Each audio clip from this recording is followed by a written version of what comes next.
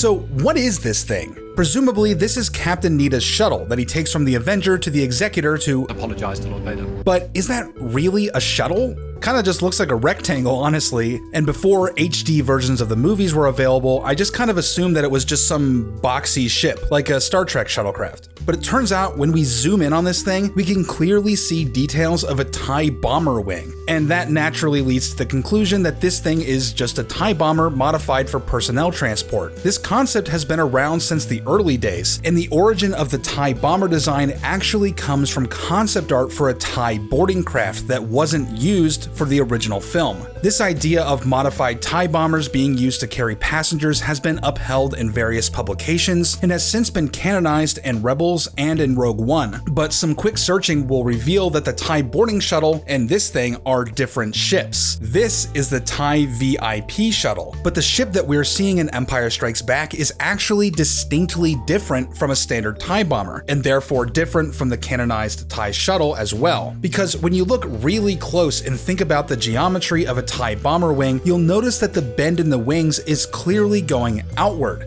not inward. Matching the lighting conditions and camera angles show that indeed with the outward wings, everything matches much better than with the inward wings. So instead of looking like this, the TIE VIP shuttle would look like this. Pretty cool, and it's something that's evaded official detection for a long time now, even though at least a few fans have actually noticed this before. Now, I think it's already pretty definitive that this is no mere trick of the light. The best possible match is clearly with the inverted wings, but there's another bit of evidence here, and that's the storyboards from The Empire Strikes Back. Here we see Captain Nita's shuttle approaching the Executor, and lo and behold, outward bent wings. So it looks like we've tracked down the true form of Captain Nita's shuttle. Granted, it would still seem that it has most of the trappings of a TIE bomber, but with a distinctive wing configuration. All the rest of the details aren't visible in the film, however, so we do have a little bit of freedom adapting this design. For instance, maybe a door and a landing ramp in the passenger pod. But yeah, I just wanted to share that little discovery with you. I think it's really cool to discover new ships even in the classic films. It's crazy to be able to watch a movie your entire life and still notice new things decades later. Are there other obscure things waiting to be noticed, or things that you noticed? Feel free to share in the comments. And with that, thanks for watching, and I'll see you next time.